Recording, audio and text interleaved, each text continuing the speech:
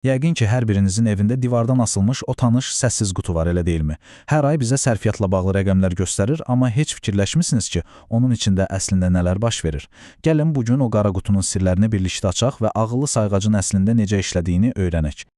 İlk baxışdan çox sadə görünür, amma bu qutu sizin enerji sərfiyyatınızı necə olur da bu qədər dəqiq hesablaya bilir? Onun içində hansı mühəndislik möcüzəsi gizlənir? Cavablar sizi inanın təəccübləndirəcək. Elə isə gəlin bu texnoloji səyahətimizə başlayaq.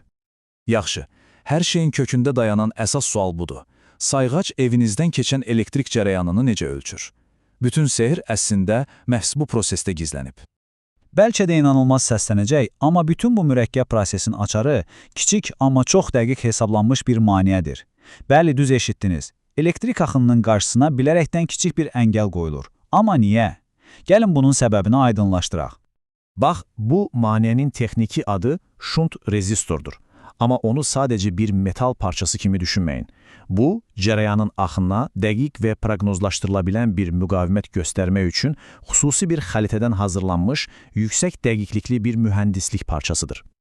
Və baxın, burada çox sadə bir fizika qanunu işə düşür. Cərəyan bu kiçik müqavimətdən, yəni şuntdan keçərkən çox kiçik, amma çox dəqiq ölçülə bilən bir gərginlik düşküsü yaranır. Bunu belə təsəvvür edin. Su axan bir borunun ortasını biraz sıxırsınız. Su axmağa davam edir, amma həmin sıxılan yerdə təzyiq bir anlıq azalır. Bax, eyni prinsipdir. Və budur bütün sir. Siz evdə nə qədər çox cihaz işlətsəniz, cərəyan o qədər güclü olur və gərginlikdəki o kiçik düşmə də bir o qədər böyüyür. Sayğacın beyni məhz bu düşkünü ölçərək sizin nə qədər enerji sərf etdiyinizi inanılmaz dəqiqliklə hesablayır. Həm çox sadə, həm də çox dahiyanə, elə deyilmi? Yaxşı, başa düşdük ki, sayğac gərginlikdəki o kiçik düşkünü ölçür. Bəs bu fiziki siqnal necə olur ki, ekranda gördüyümüz o anlaşılan rəqəmlərə çevrilir? Gəlin indi məlumatın sayğacın içindəki səyahətini addım-addım izləyək. Deməli, proses 4 sadə addımdan ibarətdir. Birinci, iReader adlanan xüsusi bir blok gərginlik düşküsünü daimi ölçür. İkinci addımda bu fiziki, yəni analog siqnal rəqəmsal bir koda, kompüter dilinə çevrilir. Üçüncü addım, bir prosesor bu rəqəmsal məlumatı emal edərək onu hamımızın bildiyi kilovat-saata çevirir. Və nəhayət, dördüncü addımda nəticə o LCD ekranda görünür. Bütün bunlar göz qırpımında hər saniyə dayanmadan baş verir. Əlbəttə, bütün bu işləri görmək üçün sayğacın özünün də enerjiyə ehtiyacı var. Amma bir məsələ var. O, birbaşa divardan gələn dəyişən cəryanla işləyə bilməz. Çünki onun elektronikası çox həssasdır. Buna görə də içində kiçik bir qida bloku var. Bu blok dəyişən cəryanı götürüb öz beyni üçün sabit, təmiz 15 voltluq cəryana çevirir. Yəni, onun özünün kiçik, stabil enerji mənbəyi var ki, hesablamalarda heç bir səhv olmasın. İndiyə qədər danışdıqlarımız evlərimizdəki standart, yəni bir fazalı sayğac idi. Yaxşı, bəs böyük fabriklər və ya ofis binaları kimi daha çox enerji tələb edən yerlərdə vəziyyət necədir? Orada biz sayğacın, belə desək, ağır çəkili qardaşı olan 3 fazalı modellə tanış oluruq. Məsələ burasındadır ki, yüksək cəryanlar bizim o tanıdığımız balaca şunt rezistoru həddindən artıq qızdırar və hətta əridə bilər. Bu sadəcə işə yaramamaq deyil, həm də çox təhlükəlidir.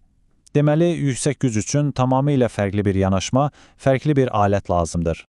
Və bu fərqli alət cəryan transformatordur. Şuntdan fərqli olaraq o, cəryanın birbaşa içindən keçməsinə ehtiyac duymur. Bunun əvəzinə, cəryanın naqilin ətrafında yaratdığı maqnit sahəsini ölçərək onun gücünü təyin edir. Yəni bir növ təmas olmadan ölçür. Bu, həm daha təhlükəsizdir, həm də çox yüksək cəryanları ölçmək üçün mükəmməl bir üsuldur. Gəlin bu cədvəldə iki növ arasındakı əsas fərqləri qısaca nəzərdən keçirək. Gördüyünüz kimi ən əsas fərq cəryanın ölçülməsi üsulundadır. Bir fazalıda şunt, 3 fazalıda isə cəryan transformatoru.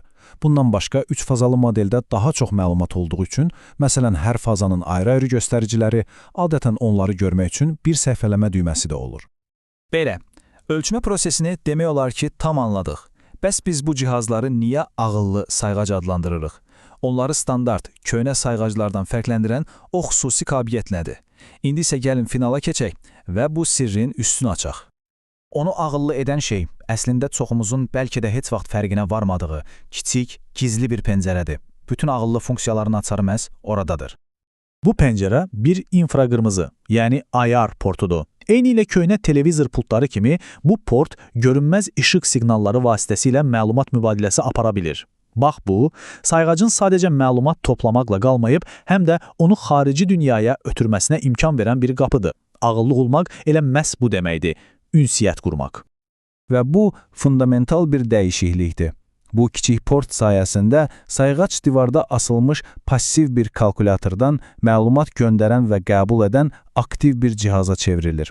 O artıq təkcə nə qədər sualına yox, həm də nə vaxt və necə suallarına da cavab verə bilir. Beləliklə, gördüyünüz kimi, divarınızdakı bu kiçik qutu əslində düşündüyünüzdən daha ağıllı və daha mürəkkəb bir cihazdır. Bəs gələcək nə vəd edir?